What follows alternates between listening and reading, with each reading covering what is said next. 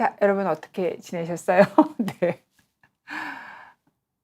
지금 유지원님 들어와 주셨고, 12월에 벌써 마지막 달이라고. 진짜 정말 시간이 뒤로 갈수록 두루마리 휴지처럼 간다 그랬더니, 아니, 그게 무슨 뜻이냐고 누가 저한테 어저께 물어본 사람이 있었어요.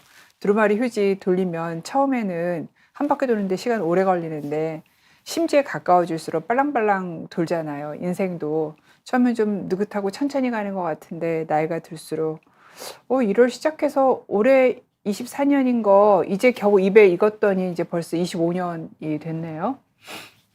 자, 송이 어머님 들어와 주셨고, 흰둥이와 푸드리님 처음 뵙는 성함입니다.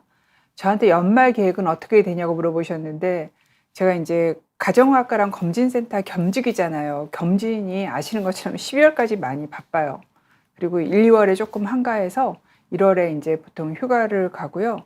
뭐 특별한 건 없습니다. 그냥 어떻게 월요일 딱 들어가면 금요일까지 팍팍팍팍 지나가요. 그래서 저는 시간이 일주일 단위로 가는 것 같아요. 월요일 날은 뭐 하고 화요일 날은 뭐 하고 이렇게 일의 스케줄이 있으니까 그거대로 그냥 진행하는 것 같아요. 매튜님께서 오늘 낮에 식습관 상담소 감사합니다. 제가 3월에 약 없이 건강해지는 식습관 상담소, 네, 요즘 약간 판매가 줄어들었는데 감사합니다. 여행은 안 가냐고 마음이 전부연님께서 물어보셨는데 제가 1월에 가려고 합니다. 윤희님, 예, 출근 전이신가 봅니다.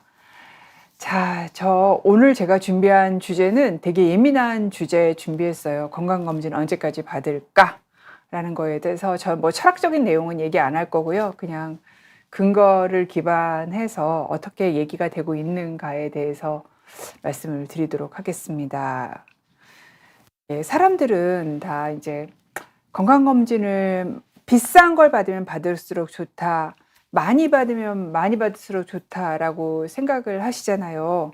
그런데 꼭 그런 게 정말 아니에요. 한번 요런 기사들 있잖아요. 위 내시경 받다가 사망했다. 요런 얘기 굉장히, 이거 이제 프로포폴 때문에 사망한 건데, 이런 얘기 1년에 한 번 정도는 뉴스 기사로 보는 거예요. 왜 요즘에 수면하시지 생으로 하시는 분 거의 없으세요. 불편하시니까. 그리고 병원의 입장에서도 수면을 해야 좀 돈이 되거든요. 내시경 숫가야 얼마 하지도 않는 거고. 그래서 그리고 또 이제 환자가 또 불편해하면서 막 깨깨깨깨깨 하면서 뭐 공기 집어넣으면 팍 토해내고 이러고 있으면은 내시경하는 의사도 잘 하기가 되게 어렵거든요. 그러니까 사실 수면을 해야 하시는 분도 편하고 내시경하는 의사도 좀 환자가 편안하게 있어야지 마음 편하게 보지, 환자가 막 숨 넘어갈 것처럼 하고 있으면은 찬찬하게 위아래를 보고 오기가 어렵잖아요. 네. 윤희님께서 유방 촬영은 좀 덜 아프게 하는 검사기가 나왔으면 좋겠다고. 예, 저도 동감입니다. 이게 또 가슴이 크면 좀 덜 아픈데요. 그 가슴이 작은 분들은 더 아프세요. 그리고 또 생리 전후로 하시면 더 아프세요. 그래서 여성 검사들은 생리 끝나고 3일에서 5일 또는 뭐 길게는 7일 사이에 하시는 게 가장 덜 아픕니다. 자, 그러면 위안 검진은 어떻게 하라고 얘기가 돼 있냐면요. 그 전에 이제 아까 제가 처음에 화두를 던졌던 거.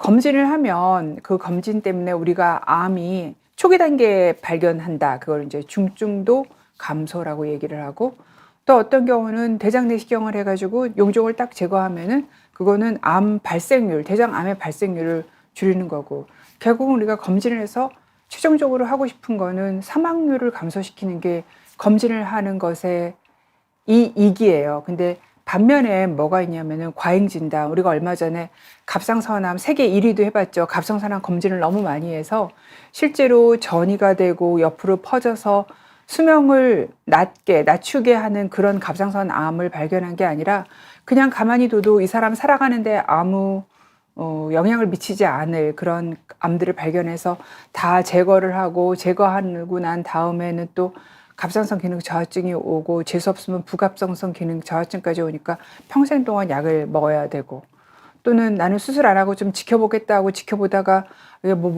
갑상선암이 있다는 거 내가 아는데 감이라도 걸려서 목이라도 아프면은 이거 혹시 전이 된 거 아니야 이런 생각 들어서 결국은 못 견디죠. 암이 있다는 걸 내 몸에 알면서 견딜 수 있는 분은 많지 않더라고요. 그게 이제 과잉 진단의 위험이 있고, 그 다음에 또 사실은 검사를 잘 했는데 뭔가 놓치는 부분에 있어서 위음성, 실제로는 병이 있는데 이게 이제 건강하다고 나온 그런 경우도 있고, 반대로 양성인 경우, 조직 검사만 하면 환자분들은 아, 이거 혹시 암이 아닐까 하는데, 사실 대부분의 조직 검사는 암 아니거든요. 1년에 한 검진센터에서 암 별로 안 나옵니다. 10개 안쪽이에요. 그래서 별로 안 나오는데 뭔가 이제 어떤 덩이가 있다, 조직 검사 해라 그러면 환자분은 그거를 아, 이거 암인가 보다라고 생각해서 엄마의 굉장히 고민을 하세요. 재산 정리도 하고 자식도 불러 모으고 하다가 조직 검사 결과에서 암이 아닌 걸로 나오면은, 그때까지는 이제 휴 하면서 아우 안 돼요 한숨을 쉬면서도 아이고 오진이었네 이렇게 또 이제 검진을 브레임을 하시기도 하죠. 그 다음에 제가 이제 검진을 해봐도 그 종합 검진을 하다 보면은 너무 많은 항목을 검사를 하다 보니까 의미 없이 정상 바깥으로 나오는 수치들이 되게 많아요. 예를 들어서 종양 표지자, 뭐 백혈구가 낮다라던가 간 수치가 살짝 높다라던가 이런 거. 근데 한번 나오면 그거를 괜찮다 그러고 다시 검사 안 해도 돼요라고 얘기하는 의사는 거의 없어요. 대부분 뭐가 나오면 그게 왜 그런지 알 때까지, 또는 그 수치가 정상이 될 때까지 검사를 계속 하게 되거든요. 근데 검진은 보험이 안 되지만 그 뒤에 추적 관찰하는 거, 외래에서 검사하는 거 보험이 되잖아요. 그럼 이것 때문에 의료보험에 남용이 굉장히 많이 되는 부분도 있어요.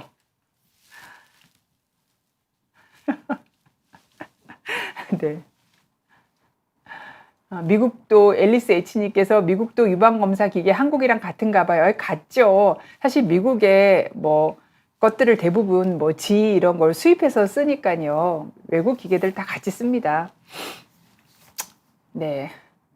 마음이 전부야님은 유방 촬영 무서워서 못하겠다고. 예, 근데 뭐 또 매택 하다 보니까 약간 좀 어느 정도 아프고 어떤 과정으로 한다는 거 알게 되니까 좀 덜 무서운 부분도 있더라고요. 그래서 이제 위암 검진에 대해서 어떻게 얘기하고 있는지 말씀을 드릴게요. 자, 2015년에 우리나라 전체적으로 흔한 암들에 대한 권고안을 질병관리본부, 그다음 보건복지부 이런 유관 단체들이 또 학계랑 합쳐가지고 만들었어요. 그때 위암검진 권고안을 만들었는데, 이제 권고안을 그때 만들어서 연구를 이렇게 하겠다라고 계획을 적는 걸 프로토콜이라고 하는데, 프로토콜도 제가 썼고 논문도 제가 썼고 결과 보고서도 제가 썼어요. 그래서 위암검진 권고안에 대해서는 그때 굉장히 열심히 살았다 이런 생각을 하면서 요 준비를 하면서 그걸 다시 느꼈습니다. 자, 뭐라고 얘기하냐면 40세부터 증상이 없는 성인을 대상으로 위내시경을 사용해서 2년 동안 해라. 2년마다 해라. 언제까지? 74세까지. 그런데 75세부터 80세까지는 요 나이에는 위암 검진을 내시경으로 하면 위암으로 인한 사망률을 줄일 수 있는 것으로 근거가 되어 있는 거죠. 그러니까 이렇게 권유를 하는데 75세부터 84까지는 별로 줄인다는 근거가 없다라고 얘기를 했고요. 근데 85세 이상은 하면 안 된다라고 얘기를 했어요. 근데 우리가 사실 85세 이상에도 암이 생길 수가 있잖아요. 그러면 하면 더 좋을 것 같은데 왜 하지 말라고 얘기를 하냐면 그 내용이 뒤에 나와 있습니다. 우리나라 자료를 가지고 했더니 위암 검진을 하면 사망 확률을 40%까지 낮출 수가 있다. 그래서 74세까지는 다 모두 대부분의 연구에서 위암 검진을 하면 위암 사망률을 낮추는 걸로 보인다.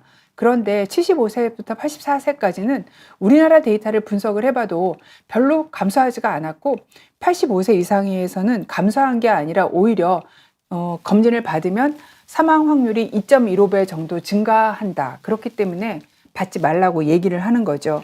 그러니까 받으라고 얘기하는 거, 받지 말라고 얘기하는 게 그냥 그럴 것 같아서 받으라고 얘기하고 그냥 나쁠 것 같아서 받지 말라고 얘기하는 게 아니라 지금까지 자료를 다 통합해서 봤더니 요 나이에는 안 하는 게 훨씬 더 유리하더라. 요 나이에는 하는 게 더 유리하더라라고 결과가 나왔기 때문에 이렇게 가이드라인을 만드는 거예요. 근데 이제 여러분 여기 보시면은 이것도 다 국가에서 만든 거예요. 국가에서 돈을 줘서 학계랑 그다음에 보건의료 관련 단체들이 만든 거거든요. 여기서는 40세 내지 74세라고 분명히 나왔죠. 그리고 85세 이상은 하지 말라고 되어 있어요. 근데 실제로 우리나라의 국가암 검진 프로그램을 보면 40세 이상은 똑같은데 검진 주기도 2년인데 언제까지 하라는 얘기가 없어요. 제가 요거 이제 기억을 하는 게 2015년에 이 진료 지침을 만들면은 진료 지침을 만들고 난 다음에 공청회를 합니다. 누구랑 하느냐 하면은 이 진료 지침을 실제로 적용하는 뭐 의사단체도 있고 그다음에 환자가 적용이 되는 거잖아요. 검진을 받으러 오시는 대한민국 국민들. 그래서 그때 노인 단체들도 같이 오셨어요. 공청회 때 오셔가지고 우리가 이런 거를 이렇게 만들었습니다라고 얘기를 하니까 노인 단체분이 굉장히 화를 내시면서 왜 노인들은 받지 말라고 하느냐 하면서 엄청 화를 내셔서 제가 그 발표를 하러 갔다가 엄청 당황했던 그런 기억이 있습니다.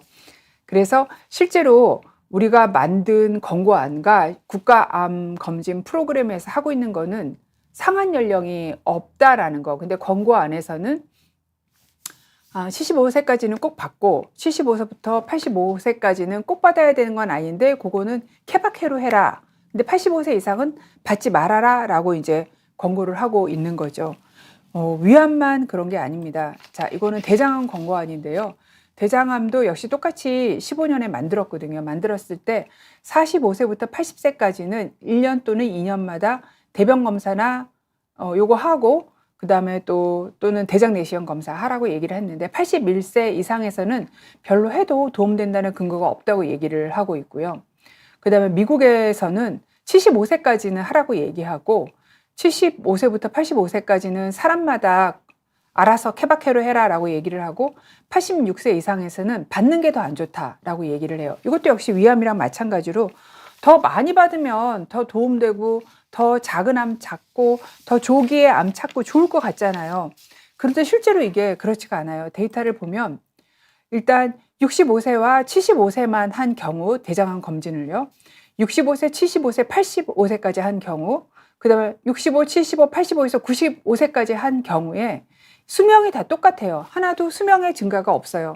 더 해서 더 그 사람을 오래 살게 하지 않아요. 그런데 반대로 75세까지 한 경우, 85세까지 한 경우, 95세까지 한 경우에 이 대장 내시경으로 인해서, 그러니까 뭐 흔하게 이제 구멍이 나는 거죠. 아니면 출혈이 되는 거죠. 그런 것 때문에 입원하는 경우는 나이가 많을수록 굉장히 증가를 해요. 실제로 이런 대장 내시경에 의한 합병증은 나이가 많을수록 정말 기하급수적으로 증가합니다. 자료를 보여드리면 여기 65세거든요. 65세는 1000건을 하면은 한 3건 정도만 합병증이 생겼는데 95세가 되면은 1000건을 하면은 거의 23건 요 정도 생기게 되니까 한 4-5배 정도 증가를 하는 거죠. 이 경우에는 위장관에 구멍을 내거나 출혈을 내거나 그래서 뭐 응급수술을 받거나 이런 경우도 있고 또 수면 마취를 하게 되고 이때 굉장히 힘들잖아요. 힘들다 보니까 심혈관계 질환도 굉장히 많이 생기게 됩니다. 그래서 요 밑에 내목하는 심혈관계 질환이 나이에 따라서 얼마나 많이 증가되는지 대장 내시경에 의한 용종 제거술의 합병증으로 그다음에 위에 칸은 소화관계 합병증이 얼마나 많이 증가하는지를 보여주는데 뭐 둘 다 똑같이 나이가 많아질수록 기하급수적으로 증가합니다. 그래서 실제로 대장 내시경을 그냥 안 받아도 되는데 작년, 재작년에 해서 대장 내시경에 아무 문제가 없으면 5년 뒤에 하시면 되거든요. 그런데 그냥 회사에서 돈을 대주니까 올해 별로 할 검사가 없으니까 뭐 이런 이유들로 막 3년에 하시고 2년에 하시고 뭐 해마다 하시는 그런 분들이 있어요. 근데 그런 분들이 그냥 괜찮아서 잘 문제가 없는 경우들만 보셔서 그렇지 사돈의 8종까지 사례를 들여보면은 대장 내시경 하다가 구멍 나서 대장 수술까지 가시는 그런 분들도 굉장히 많으시거든요. 그래서 나이에 따라서 소화기계 내시경의 합병증이 엄청나게 증가한다라는 거를 꼭 염두를 해 두시고 아까 이제 우리나라 가이드라인은 여기 보시면은 앞으로 가겠습니다. 네, 우리나라 가이드라인은 80세까지 하라고 되어 있고 미국은 75세라고 되어 있잖아요. 그런데 실제로 그러면 이제 국가암 검진에서는 대장암은 어떻게 하느냐면은 그냥 50세 시작 연령만 주고 끝나는 연령, 종결 연령이라고 하는 종결 연령은 주지 않아요. 그러니까 그냥 계속 와서 받으시는 거예요. 그러면 이제 유방암은 어떻게 돼 있냐? 유방암은 우리나라 분들을 대상으로는 70세까지는 2년마다 한 번씩 하면 유방암 사망률을 뭐 30-40% 정도 줄이는 걸로 되어 있어요. 그런데 70세 이상에서는 더 줄인다라고 되어 있지가 않아요. 연구를 해도 별로 이 나이 분들한테는 사망률 감소를 일으키지 않아요. 근데 미국에서는 이 연령을 70세가 아닌 75세까지 하라고 권고를 하고 있습니다. 실제로 그럼 권고안은 이렇고 국가암검진 프로그램은 어떻게 되어 있냐? 이것도 역시 시장 연령만 40세로 주고 있고 끝나는 연령에 대해서는 아무것도 주지 않았어요. 근데 이거 사실은 지금 이제 뭐 80세도 와서 유방암을 하고 90세도 하고 100세도 다 하실 수 있으시거든요. 근데 하던 분을 갑자기 권고안대로 딱 70세로 줄여버리면 그 위에 나이분들 72세부터 시작하시는 분들이 다 너무 서운해 하실 거 아니에요. 그래서 처음에 만들 때부터 좁은 연령부터 시작해가지고 근거를 가져가면서 넓혀 나갔어야 되는데 처음에 만들 때 그런 어떤 정치적인 이유로 그냥 40세부터 해서 위에 끝 종결 연령을 주지 않았기 때문에 뒤집어서 얘기하면은 환자분들이 집으로 계속 검진 안 받았다고 날라오니까 정말 하기 싫고 내가 이 나이까지 해야 돼 생각하시면서도 계속 받으실 수밖에 없는 그런 원인이 되기도 하거든요. 자궁경부암이 이게 제일 문제인데 자궁경부암은 만 20세부터 시작합니다. 이때는 3년마다 하라고 되어 있어요. 그런데 왜 20세부터 하느냐면은 다른 암은 다 40, 50이잖아요. 얘는 자궁경부암을 일으키는 인유두종 바이러스에 걸리고 난 다음에 한 10년에서 20년, 25년 지나고 난 다음에 암이 생기거든요. 근데 우리나라 성생활을 시작하는 연령이 굉장히 빨라져서 제가 언젠가 통계를 보고 이렇게 빨라? 하고 생각해서 한 15세 이 정도였던 것 같아요. 그래서 20세부터 하는 걸로 되고, 그러니까 실제로 이제 20대에 자궁경부암이 있는 거죠. 그런데, 그럼 언제까지 하느냐 하면은 75세 이상이 됐어요. 근데 내가 과거 10년 동안, 그러니까 65세부터 75세까지 자궁경부암 검진을 꾸준히 받았는데 3번 이상 음성이라는 건 정상이 나오면 75세 이상에서는 더 이상 자궁경부암 선별 검사를 하지 않아요. 그런데 내가 자궁경부암을 앓았거나 암이 될 수 있는 이형성증을 앓은 적이 있다면 20년은 해야 돼요. 그 이후로. 근데 이제 그런 게 없는 분이라면 75세 이상에서는 10년 동안 3번이 정상이었다면 하지 않아도 되는 것으로 권고되고 있습니다. 오늘도 오신 분이 75세가 넘으신 분이셨어요. 그래서 굉장히 하시는데 힘들어 하셨어요. 여자분들 나이가 드시면 여성 호르몬 줄어들면서 질 부분이 굉장히 말라지거든요. 그런데 거기다가 질경을 집어넣으면 너무너무 불편해 하세요. 아파하시고. 그러니까 그리고 또 사실 또 그 정도 나이 드시면은 그 하체 탈의하고 진찰대에 눕는 것 자체도 좋아하실 리가 없잖아요. 저도 불편해요. 그런데 그럼 뭐라고 얘기하시냐면 이거 좀 그만하고 싶은데 국가에서 자꾸 하라 그러니까 어쩔 수 없이 한다고. 그러니까 상한 연령을 주지 않으면 또 되게 착하시고 나란 말씀은 다 들으시는 분들은 계속 와서 검사를 해야 되는 게 나의 의무라고 생각해서 또 일각에서는 검사를 안 하고 암이 생기면 의료보험 안 해준다라는 그런 괴담도 있은 적이 있어가지고 계속 와서 하시는 거예요. 되게 불편을 감수하시면서 하실 필요가 없는데 실제로는 국가암 검진 프로그램은 20세 이상은 다 받도록 되어 있지만 75세 정도까지만 받으시면 됩니다. 물론 이제 75세 이상에서도 성생활을 되게 열심히 하시고 또 그 성생활 중에서 그 암이 그러니까 자궁경부암을 일으키는 인유두종 바이러스를 걸려올 가능성이 있기는 하잖아요. 75세 이상에서도 성생활 하실 수 있는데 걸리고 난 다음에 암이 걸릴 때까지 한 15년에서 25년이 걸리거든요. 그럼 75세 분이 100살까지 살고 95세까지 살 확률은 굉장히 좀 낮잖아요. 낮기 때문에 그리고 설사 그때 생긴다고 해도 그 자궁경부암이 생겨서 이분의 생명을 단축시킬 가능성은 없잖아요. 암이 생겨서 자라는데 또 기간이 있기 때문에 그래서 75세를 컷오프로 하고 있습니다. 그래서 앞에 이제 암들을 15년에 만들었다가 국가암 검진 프로그램에서 이제 폐암을 만들 때는 이게 한 5년 정도 뒤에 만들어졌어요. 그래서 폐암은 30갑년 이상, 그러니까 한 갑씩 30년 피운 사람이에요.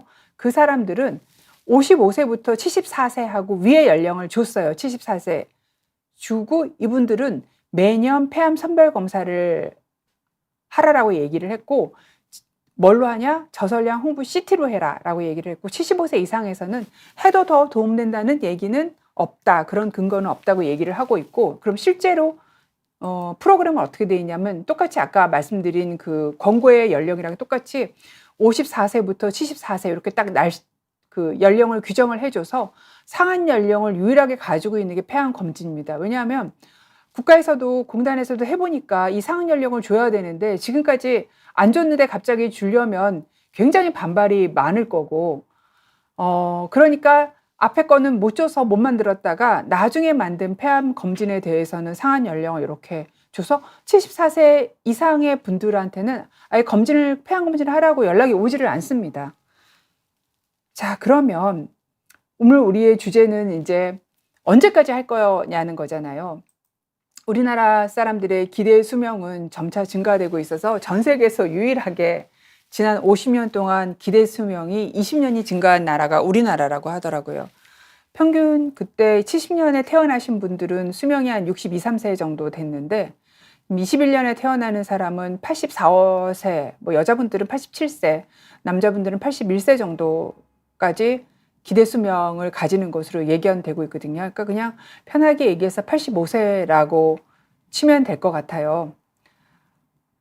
그러면 언제까지 할 거냐라는 건데, 어떤 검진을 할 때 그럼 내가 이 검진을 받을까 말까를 고려할 때 가장 중요한 거는 이분의 건강 상태예요. 건강 상태가 좋으면 오래 하시는 거예요. 근데 뭐 치매가 있고 이래서 내가 앞으로 살 수 있는 시간이 10년 안쪽인 분들은 내가 하려는 그 암에 혹시 걸렸다고 해도, 검진하려는 암에 걸렸다 그래도 그 암으로 죽을 가능성이 굉장히 낮아요.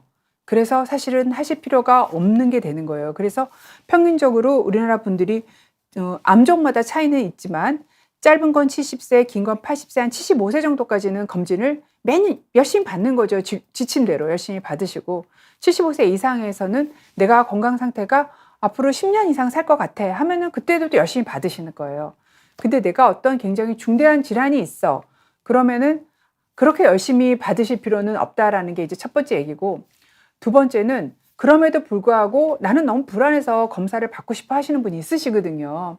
어떤 분은 잘 못 걸으시는데도 검진을 받으러 오시는 분이 있으세요. 부축을 받으시면서 내가 받고 싶으면 받으시는 거예요. 그래서 그게 두 번째가 내가 하고 싶은 경우에 하는 거, 내가 정말 검사를 받고 싶고 나는 이 암이 너무 무섭고 하면 하시는 거죠. 그런데 내가 기준 연령이 되지 않아도 나는 이제 할 거 다 한 것 같아, 이제부터 그냥 받아들일래 라고 생각하시면 안 받으실 수도 있으신 거예요. 그 다음에 또 하나가 내가 과거에 어떤 검사 결과를 받았는지가 되게 중요해서, 내가 브라카 유전자, 그러니까 유방암이 거의 다 생기는 브라카 유전자를 갖고 있으면 75세, 80세 넘으셔도 계속 받으셔야 되는 거죠. 그 다음에 정말 중요한 게 유소견시 치료 유형인데 무슨 뜻이냐면은, 간혹 저한테 물어보시는 분이 많아요. 지인들이 물어봐요. 우리 어머님이 췌장에 혹이 나왔는데 어머님이 90세신데 이걸 검사를 해야 됩니까 말아야 됩니까 이렇게 물어보시는 분이 많고, 그다음에 뭐 위에서 뭐가 좀 나왔는데, 또는 어디에서 뭐가 나왔는데 병원에서 그 다음 단계 조직 검사 하자고 하는데 이거 해야 됩니까 말아야 됩니까, 이제 나이가 많으시는데 해야 되는, 이제 가족들이 엄청 고민을 하시는 거죠. 환자분도 고민을 하지만 가족도 같이 고민을 하죠. 자제분이 혹시 이제 나이가 많을수록 어떤 시술이나 검사를 했을 때 합병증이 생길 위험도는 굉장히 높잖아요. 이 조직 검사 실제로 폐암 의심돼서 조직 검사하는 10개 중에서 진짜 폐암은 하나, 2개 정도뿐이 안 나오고요. 암이 의심돼서 하는 유방암 검사에서 암이 하나, 10개 하면 1개, 2개, 뭐 많이 나오면 2개, 그 정도뿐이 안 나와요. 그 나머지가 하다가 아무 문제가 없으면 괜찮지만, 뭐 유방암 조직 검사만 해도 크게 문제가 없는데 폐 안쪽에 조직 검사하다가 기흉이 생기거나 아니면 뭐 그것 때문에 출혈이 되거나 해서 식물인간이 되고 이런 일들도 신문에서 여러분이 왕왕 보시잖아요. 그렇기 때문에 그러면 그런 거 걱정이 되니까 환자분이나 가족분이 다음 단계 검사 안 하려고 하시거든요. 근데 조직이 안 나오면은 뭐 항암을 하거나 수술하거나 할 수가 없으니까. 그래서 어떤 검사를 할 때, 이 검사를 했을 때 뭐가 나오면 내가 그 다음 단계 검사를 하겠다는 의향까지가 있어야지 검사를 하는 게 맞지, 괜히 의향도 없는데 검사를 하면 고민만 가지고 가고, 근데 혹시 그것 때문에 검사를 하다가 더 문제가 생길 가능성이 있어요. 그래서 보통은 어떤 암 검진을 해서 어떤 검사를 했어요. 그랬을 때 우리가 암 검진을 안 했다고 해도 내가 어떤 암이 걸려서 죽을 때까지 기간이 10년은 넘게 걸리거든요. 그러니까 암 검진을 해서 내가 어떤 살아있는 기간을 늘리는 그 이득은요. 보통은 한 5년 내지 10년이 있어 나타납니다. 그러니까 10년이라는 거는 유방암이나 뭐 전립선 암, 대장암 같이 천천히 생기는 암들은 10년은 있어야 내가 이 검진을 한 어떤 이득이 나타나는 거고, 왜냐면 검진을 안 했다 그래도 내가 당장 죽을 건 아니니까. 그런데 이제 뭐 폐암이라던가 위암 이런 거는 최소한 5년은 더 살 수 있어야 검진을 한 이득이 나타나니까 내가 앞으로 충분히 살 수 있는 기간이 한 10년 정도는 돼야 검진을 받는 게 의미가 있다라고 생각을 하시면 될 것 같고요. 그럼 그 전 단계에서는 어떻게 하냐 하면은 사실 그럼 이때부터 검사를 안 해? 그런 건 아닙니다. 그 전까지는 나라에서 얘기한 지침대로 따박따박 암 검사를 꼬박꼬박 받으시는 게 굉장히 좋습니다. 그리고 또 어떤 일본 의사가 쓴 책을 보니까 우리가 이제 되게 건강해 보인 분이 뭐 암이 아닌 다른 질환으로 돌아가실 수가 있잖아요. 치매도 없고 이런 분들이. 그런 분들을 85세가 넘은 분들을 부검을 해보면 대부분 다 암을 가지고 있고 대부분 다 뇌가 위축이 돼 있더라. 이런 글을 제가 본 적이 있어요. 그래서 실제로 암이라는 게 생기면 다 그게 전이 되고 나한테 사망을 일으키는 그런 건 아니거든요. 그냥 가만히 있는 경우도 있고 없어지는 경우도 있어요. 그렇기 때문에 내가 하겠다고 하면은 언제든지 검진을 하셔도 괜찮고요. 중요한 거는 내가 어느 정도 나이가 되면은 여명을 생각을 해서 여명이 한 10년 정도 남아있는 그 시점 정도까지, 그 대신 그 시점 전까지는 굉장히 따박따박 열심히 검진을 받는 거가 중요하다는 얘기를 오늘 말씀을 드립니다. 사실 이 주제를 제가 이제 검진을 하면서 계속 말씀을 드리고 싶기는 했는데 제가 2015년 공청회에서 엄청 혼나서 너는 안 늙을 거냐 뭐부터 시작해가지고 너는 부모도 없냐 뭐 이런 것도 있고 우리한테 받지 말라는 거냐 뭐 그래서 참 이 얘기가 하기가 어려운데 또 이런 거에 대해서 또 신문 기사도 나고 또 뭐 이렇게 암센터에서 어떤 워크숍이나 이런 그러니까 대민을 상대로 한 것들 하시더라고요. 그리고 그때 실제로는 국가암 검진 프로그램에서는 상한을 주지 않지만 2015년에 5대암 검진 만들고 그 다음에 폐암 검진 만들었을 때 그때는 사실은 다 상한 연령이 다 있었다라는 것도 또 말씀을 드리고 싶었습니다. 네. 그래서 여러분이 올려준 퀘션에 대해서 아는 것 같지만 모르는 거야 어떻게 다 못해요. 제가 지난주인가 검진 상담을 하는데 어떤 분이 저한테 뭘 물어보셨는데 제가 모르는 걸 물어보신 거예요. 근데 제가 너무 모른다는 사실에 너무 놀라서 몰라요 그랬어요. 근데 그 목소리가 되게 컸는지 저도 이제 너무 놀라갖고 그런 말이 나왔거든요. 사실 저 뭐 검진 상담만 30 몇 년 차 해가지고 대충 검진에서 나오는 거는 모르지를 않는데 굉장히 특별한 경우가 나와갖고 제가 너무 놀라서 몰라요 하고 크게 얘기해서 환자분이 깜짝 놀라셔가지고 제가 이제 나중에 그 모르는 부분을 찾아보고 해당과 쌤한테 물어본 다음에 전화로 답을 드린 그런 일도 있는데 뭐 모르는 거는 모르는 걸 어떡하겠어요. 자, 엔젤님께서 부정맥도 혹시 약이 있느냐고요? 뭐 약 당연히 있습니다. 근데 부정맥이 한 가지가 아니고 종류가 수백 가지입니다. 그래서 그거에 따라서 약이 다 다르기 때문에 약은 있다라고 말씀을 드릴 수 있고 부정맥에 따라서 다 다른 약을 쓴다라고 말씀드릴 수 있습니다. 피프스 쉐이드 오브 그레이. 네, 이게 그러면은 그레이의 50세 무슨 뜻인가요? 50세 그림자? 50세 씨란 뜻인가요? 아닌데 가로치고 62세라고 하셨는데 심장이 커져 있다는 소견을 받았는데 비대해진 심장을 다시 작게 만들 수는 없나요? 혈압약을 드시고 계십니까? 계시다고 62세 분에 대한 거를 질문을 하셨나 봐요. 일단 진짜 큰지 확인을 하셔야 돼요. 대부분 심장이 크다는 게 그냥 가슴 사진 찍고 심장이 커져 있는 분이 많은데 살이 쪄서 그런 경우가 많거든요. 살이 이렇게 내장에만 쌓이는 게 아니라 심장 옆에도 쌓여요.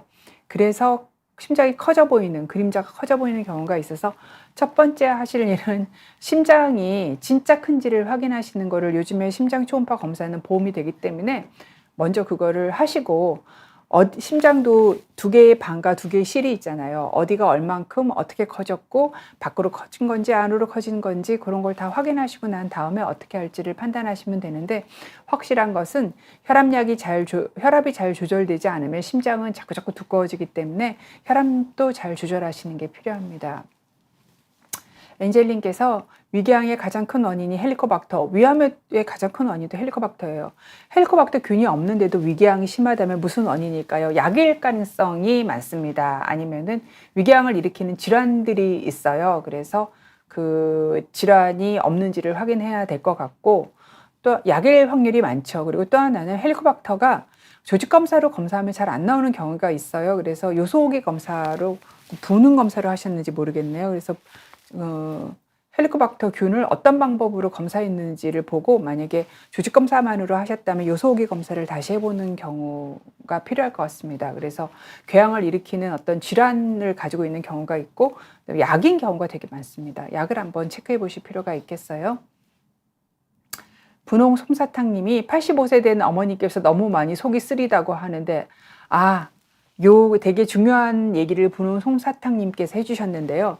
제가 얘기하는 거는 증상이 있는 거는 검사를 하시는 거예요. 그러니까 어머님은 증상이 속이 쓰리잖아요. 어머님 가서 검사를 받으셔야 돼요.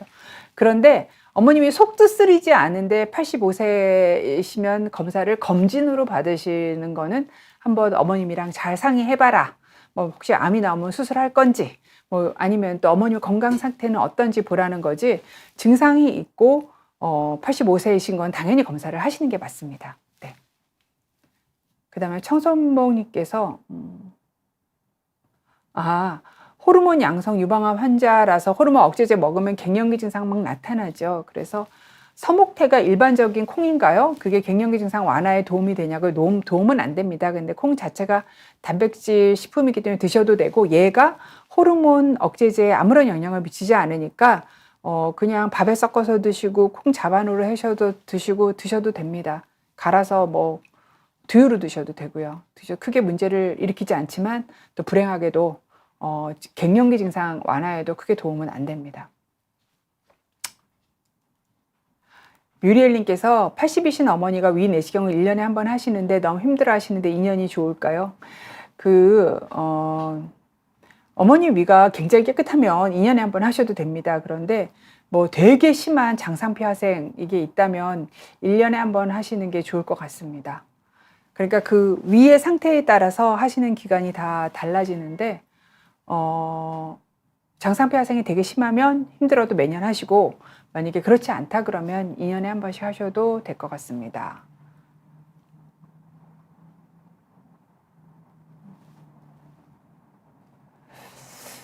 네, 그거는 모르겠고, 해피라이프님께서 비타민 D 수치가 부족한데 영양제 천을 얼마 정도 챙겨 먹어야 정상 수치가 될 수 있을까요?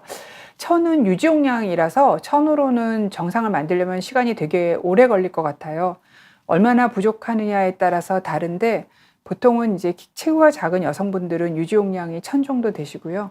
또 통통하신 남성분들, 체구 크신 분들은 1500에서 2000 정도 되시거든요. 하지만 병원에 가서 따로 막 처방받고 피검사할 거 아니라면 그냥 천을 꾸준히 드시면 아주 높은 수치까지 올라가지는 않지만 정상, 보통 20 정도까지 유지하시면 되거든요. 거기까지는 맞춰주니까 따로 뭐 피검사할 거 아니시면 그냥 1000 정도로 계속 유지하셔도 될 것 같습니다.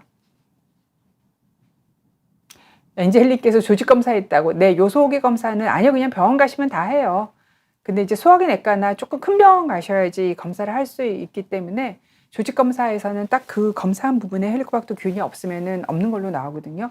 근데 요소호기 검사는 위에 어디에 살고 있어도 다 나오니까 요소호기 검사를 하시는 게 좋겠습니다. 그 다음에 해피라이프님께서 단백질 소화가 너무 안 되는데 두부가 고기만큼 단백질 보충에 도움이 되나요? 얼마나 먹어야 하나요? 이게 질은 제가 올린 식물성, 동물성 단백질 식품에 대한 유튜브 영상 한번 보시면 좋을 것 같은데요. 그 질은 고기가 훨씬 좋습니다. 고기 단백질이. 근데 고기만 먹으면 또 암 많이 생긴다고 되어 있잖아요. 그래서 그러니까 두부도 드시고 고기도 드시고 바꿔가면서 드시는데, 그러면은 하루에 어느 정도 드시냐. 근데 두부는 보통 이제 한 80g 드시면은 한 8 정도 들어오니까 두부는 한 80의 2배 정도 드셔야 되네요. 160g 정도 드셔야 되니까 반모 조금 안 되게 한 3분의 1보다는 넘게 그 정도 드셔야 1회 먹을 분량이 됩니다. 그래서 그거 그냥 먹기는 어려워서 조림해서 드시거나 된장찌개 넣어서 건더기 위주로 건져서 드시거나 이렇게 하는데 도움은 되지만 두부만으로는 안 되는 부분이 있어서 고기도 좀 드시고 두부도 좀 드시고가 제가 해피라이프님한테 드릴 답입니다. 매추님께서 연속 혈당 측정기를 쓰고 있는데 점심 식사 30분에 혈당이 140까지 올랐는데 산책 20분 하니까 100 이하로 떨어졌고 영양제 잔뜩 먹고 다시 사무실에 앉았더니 180까지 혈당이 올라갔다가 완만하게 100으로 떨어졌는데 혈당 스파이크인가요? 이 혈당 그래프를 봐도 정상인지 비정상인지 모르겠다고. 시간이 얼마나 지났는지 모르겠는데요. 저도 막 올라가가지고 사이클 막 타는 동안 떨어졌다가 사이클에서 내려오면 다시 올라갑니다. 특히 천천히 소화되는 음식을 드시면, 그러니까 이게 좀 오랫동안 올라갈 수가 있어요. 그래서 당연히 원래 올라갈 거를 스파이크는 한 60 내지 70 이상 베이스라인에서 올라가면 스파이크니까 스파이크죠. 근데 이제 그거를 처음에 걷는 걸로 좀 스파이크를 한번 꺾었더니 낙타 봉우리처럼 이렇게 해서 이렇게 떨어졌다 다시 올라가는 양상이 된 거죠. 그래서 약간 식이 조절을 하셔야 되고 스파이크가 있는 거로 봐야 됩니다. 로제오님께서 오른쪽 가슴이 불편해서 유방암 검사 2번이나 했는데 아무 이상 없다고 하는데 불안하다고 나이는 70세라고 하셨는데 유방암은 안 아파요.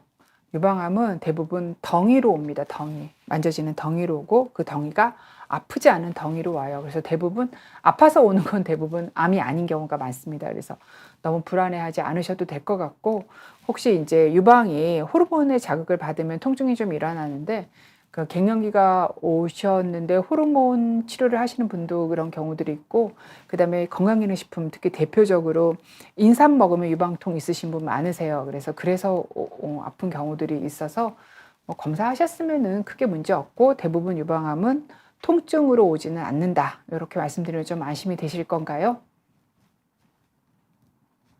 흰둥이와 푸들님께서 메가도스 좋냐고. 저는 메가도스 안 좋아해요.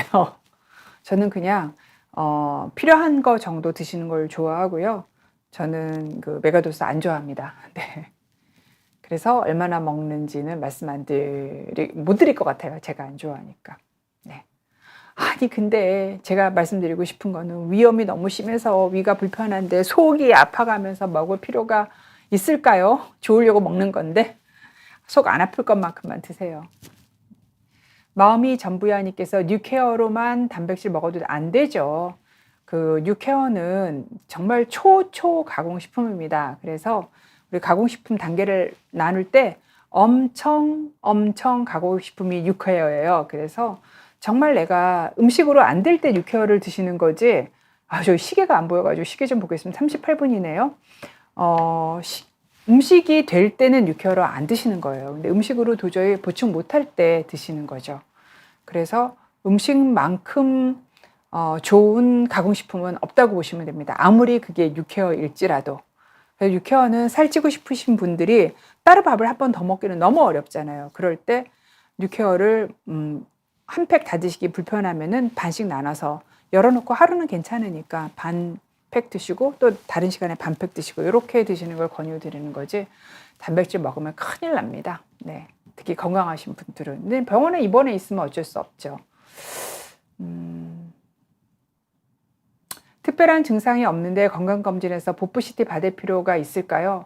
권유는 안 합니다. 근데 환자분들이 내가 집에 췌장암 가족력이 있어갖고 내가 정말 췌장을 꼭 보고 싶어요 할 때 MRI가 답이긴 한데 걔는 한 80만 원 정도 하거든요. 7, 80만 원. 근데 CT는 한 10만 원 전후잖아요. 그럴 때 이제 선택을 하는 게 CT죠. 그래서 꼭 받을 필요는 없고 이제 보통은 초음파 정도로 확인을 합니다. 송혜 어머니께서 혈당 스파이크가 젊은 사람한테도 그럼요, 나타납니다. 20대도 나타나요. 굉장히 달달한 거 먹고 이렇게 탄수화물 막 덩어리쳐 먹으면은 콘프레이크 이렇게 대표적이죠. 20대도 나타납니다. 그 다음에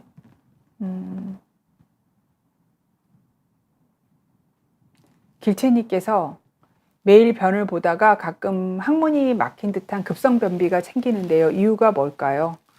아유, 변비야 이유가 되게 많지요. 뭐 그날 음식이 달라져서 그럴 수도 있고, 특별히 약이 그럴 수도 있고, 너무 많죠. 근데 관장약을 쓰시는 완전히 딱 막혀 있는 경우에는 병원 가면은 손가락으로 파주거나 관장을 하지요. 그래서 그런 정말 딱 막히고 굉장히 하다하게 있으면은 그런 방법뿐이 없죠. 근데 더 중요한 거는 어 변비가 이렇게 심하게 생기지 않도록, 근데 뭐 매일 보는데 항문이 꽉 막히긴 참 어려울 텐데요. 며칠 안 봐야 그 안에서 수분이 흡수가 되면서 변이 딱딱해져서 변비가 되는 거죠. 매일 잘 봤는데 다음날 그러기엔 좀 어려운데요. 그래서 평상시에 섬유소, 수분 섭취를 잘 해주시는 게 굉장히 중요하죠.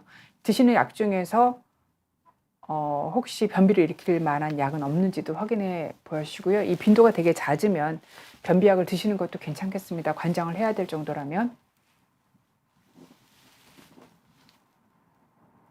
청소년님께서 신장 이식 환자는 어떤 암을 몇 년 주기로 검사해야 되냐. 신장 이식한 분이나 안 이식한 분이나 암에 대한 위험도는 다 같아요. 그래서 60세, 59세 남성분들이 해야 되는 흔한 암들에 대한 검사를 하시면 되고, 특히 내 가족이 가진 암에 대해서 검사를 놓치지 않고 하시는 게 굉장히 중요합니다.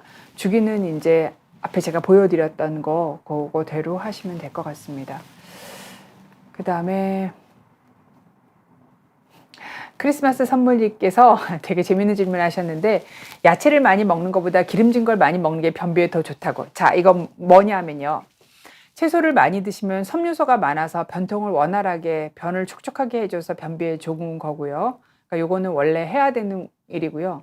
기름을 많이 먹으면 기름이 흡수가 덜 되면서 장에서 과민성 장증상 비슷하게 장 운동을 자극하기 때문에 설사를 일으켜서 변비에 좋은 겁니다. 그러니까 야채를 먹으면은 야채가 가진 순기능으로 변에 좋은 거고요. 기름진 걸 먹으면은 기름진 거의 부작용으로 변을 편안하게 해주는 거예요. 그렇기 때문에 변이 안 나온다고 삼겹살 먹는 건 아니고 그냥 안 되죠. 채소를 많이 드시는 게 맞고, 물이랑 그다음에 장이 움직일 수 있도록 나도 좀 운동을 해주셔야 되고, 삼겹살은 왜 또 맛있잖아요. 또 추운 날 더 맛있고, 그렇게 해서 구워 먹는 거 또는 빨갛게 이렇게 양념해서 먹는 그 정도로 생각하시면 됩니다. 자, 근데 미스김 라일라님께서 자다가 가끔 다리가 저린다고 손가락이 굳을 때도 있고요. 어느 과로 가야 되냐고 물어보셨는데, 저는 신경과를 먼저 가시기를 권유드립니다. 신경과를 먼저 가시면 이게 정형외과를 가야 되는 저림인지 아니면 류마티스 내과를 가야 되는 저림인지를 알려주실 수 있을 거예요. 네. 근데 질문이 별로 없어가지고 사실 질문을 시간 안에 다 끝냈습니다. 네. 43분뿐이 안 됐는데요. 네. 윤희님께서, 예, MGO 드시면 되죠. 윤희님께서 제일 만만한 변비약이 산화 마그네슘 MGO거든요. 비용도 싸고 별 부작용도 없고 인류가 엄청 약물의 역사와 같이 시작한 그런 약이라서 드시면 될 것 같고요. 질문이 없어가지고, 네. 데이비드님께서 변을 보고 난 후 휴지로 항문을 닦을 때 피가 묻어나와서 걱정이 된다고. 대장 내시경을 받았는데 용종 4개 정도 제거했다고요. 근데 여기 휴지로 항문을 닦을 때 피가 나오는 건 대부분 굉장히 바깥쪽 항문관 쪽 문제예요. 그래서 치질이 있거나 대장 내시경에 별 문제 없다면 그 다음에 하실 일은 항문외과, 항문을 보시는 클리닉으로 가셔야 될 것 같아요. 그래야 이제 치열이 있는 건지 치질이 있는 건지 확인해 드릴 수가 있을 것 같아서, 대장 내시경 벌써 받았으니까 계속 피가 나오면 항문 보시는 분 진료를 받으시면 좋을 것 같습니다. 매튜님께서 좀 자세하게 당신 상황을 좀 적어주셨는데, 어차피 다시 오를 거면 산책이나 운동을 식후에 안 하는 게 나을지도 아닙니다. 제일 먼저 하셔야 될 거는 혈당 스파이크가 올라가지 않게 식사를 하시는 게 중요하세요. 그래서 제가 올린 되게 많은 콘텐츠가 있어요. 혈당 스파이크 피하는 법. 그걸 보시고 그렇게 먼저 하시고요. 그런데 사람이 살다 보면 혈당 스파이크가 올라가는 음식을 드시는 경우들이 있잖아요. 그래서 이런 경우들은 어떻게 하느냐 하면은 그런 음식을 먹고 난 다음에는 곧장 움직여 주는 거예요. 근데 뒤집어서 얘기하면 그런 음식은 내가 움직이기 직전에 드시는 그런 방법이 있어요. 180이면 혈당 스파이크가 아니라고는 할 수가 없어요. 아무리 봉우리 이렇게 2번 올라갔다고 해도. 그래서 먼저 제가 올린 동영상을 보시고 혈당 스파이크가 올라가는 음식 한 3, 4개쯤 올려놓은 것 같아요. 그래서 그거 피하시는 게 중요합니다. 네. 송명민님께서 류마티스 약은 병세가 호전돼도 계속 먹어야 되는 것인가요? 어떤 약은 치료를 하고 어떤 약은 조절을 하잖아요. 류마티스는 대표적인 만성질환이라서 약물로 조절을 하는 경우이기 때문에 물론 저절로 좋아지는 경우도 있지만 그런 경우가 아니라면 약을 만약에 줄이거나 끊게 되면 다시 병세가 나빠져요. 박그리님께서 혈당 스파이크가 정확하게 뭐냐고 음식 먹고 난 다음에 갑자기 혈당이 내가 원래 가지고 있던 혈당보다 60, 70 이상 치솟는 걸 혈당 스파이크라 그래요. 엔젤님께서 2차성 고혈압은 일반 혈압약 먹어도 안 떨어지나요? 아니면 조금 떨어지긴 하나요? 조금은 떨어지죠. 그런데 원인이 되는 질환을 남겨두면은 잘 조절이 안 되죠. 그리고 계속 이렇게 혈압이 스파이크를 일어나고 내가 가지고 있는 그 오리지널 질환이 계속해서 나빠져요. 헬로 비너스님께서 떡볶이 너무 좋아하는데 먹기 전에 스쿼트 30개 하고 상추 4잔 정도 먹어요. 아이고 떡볶이 먹어본 지 언제인지 진짜 떡볶이 먹었더니 떡볶이 국물도 설탕국이거든요. 만드는 거 한번 보세요. 떡볶이도 이제 탄수화물에도 당분 집어넣은 거라서 사실은 많이 안 드셔야 될 것 같아요. 상추 내장만 아니라 떡볶이를 드시면서 오뎅도 드시고 왜 그 안에 계란 집어넣잖아요. 삶아서 그것도 좀 드시고 전체적으로 떡볶이 양이 좀 줄어들어야 될 것 같아요. 상추 내장은 좀 적습니다. 양을 좀 줄이시고 다른 탄수화물이 아닌 다른 떡볶이에 들어있는 다른 걸 넣어서 드시는 거를 같이 하셔야 될 것 같아요. 별사탕님께서 골 감소증이 있어서 칼슘제, 비타민 D 복용 중이라고 하셨는데 칼슘제 복용 시 비타민 K를 같이 먹어야 체내 결석이 잘 생기지 않느냐고 물어보셨거든요. 이게 비타민 K를 더 먹는 게 도움이 된다 안 된다에 대해서 논란이 많아요. 그래서 여력이 되시면 저는 드시는 거 괜찮다고 생각을 하고요. 그런데 이제 보통 칼슘제를 선택할 때 요즘에는 칼슘제를 그래서 많이 안 드려요. 저도 보통 많이 드리면 300mg 드리고 적게 드리면 100mg 드리거든요. 한꺼번에 많이 들어가면은 한꺼번에 혈액의 칼슘 농도를 높여서 문제를 일으키기 때문에 기본적으로 유제품을 좀 드시게 되시면 우유나 요구르트 요즘에 고칼슘 치즈, 고칼슘 두유도 다 나와 있어서 편안하게 정말 칼슘 영양제만큼 칼슘을 많이 먹을 수 있는 방법이 있기 때문에 그걸 먼저 권유를 드립니다. 그리고 그 부족한 부분만 칼슘제로 드시면 돼서 그런 걱정을 하시기보다는 유제품을 잘 챙겨서 드시고 고칼슘 두유도 되게 좋더라고요. 한 팩 먹으면 500mg이니까 칼슘제 500mg 안 드셔도 돼요. 그래서 그걸 먼저 드시라고 권유를 드릴 것 같습니다. 제가 조금 시간이 남았는데 제가 이번 시즌에 2번이 더 남았어요. 그래서 12월 지금 첫째 주고요. 셋째 주, 5번째 주까지 하고 1월 첫 번째 주에 하반기 Q&A를 하면 시즌 5, 그러니까 저 5년의 대장정을 끝내게 돼서 정말 별로 할 게 없을 것 같아서 내년은 어떻게 할지 2달 정도 열심히 생각을 해보려고 하는데 남은 2번, 그러니까 이번에 3번째 주랑 이번에 5번째 주에 혹시 듣고 싶으신 얘기가 있으신지 조금 의견을 올려주시면 제가 참조를 해서 주제를 한번 정해볼까 하는데 혹시 듣고 싶은 내용 없으세요? 여러분? 매튜님은 드디어 어그리 하셨어요. 스파이크가 있구나. 별사탕님께서 산부인과에서 500mg, 500mg이 다 칼슘이 아닐 수 있어요. 구연산 칼슘 500ml에는 칼슘이 100mg 뿐이 안 들어있어요. 그러니까 칼슘이 500인지 구연산 칼슘이 500인지를 보셔야 돼요. 제 방송도 좋다고? 뭘 할까요? 네, 맘대로 안 된다고. 그러면 댓글로도 남겨주시면 베제크님은 골다공증에 대해서 듣고 싶다고. 근데 제가 정말 궁금한 게 있는데 제가 당뇨도 올리고 혈압도 올리고 검진에서 대해서도 올리고 뭐 많은 주제에 대해서 올리잖아요. 일상생활에 대한 것도 올리고 다이어트에 대해서 얘기하셨네요. 갱년기 뭐 이런 얘기도 주셨고 올리는데 정말 그 제 동영상을 보고 찾아오시는 분의 3분의 2는 골다공증 환자분이세요. 저는 왜 그런지 모르겠어요. 그래서 제가 한동안 골다공증을 굉장히 안 올렸어요. 일부러. 올리면 그 환자분들만 계속 또 멀리서 오시면은 사실은 검사하기도 너무 불편하시거든요. 사실 멀리서 오셨다가 코로나 때 안 나타나신 분 너무 많았어요. 그래서 저는 그냥 뭐 어디서 가도 같은 치료를 받으니까 근처에서 오시면 더 좋을 것 같아서 안 올렸는데, 그것도 제가 왜 제 콘텐츠 중에서는 골다공증만 보고 오시는지 잘 모르겠더라고요.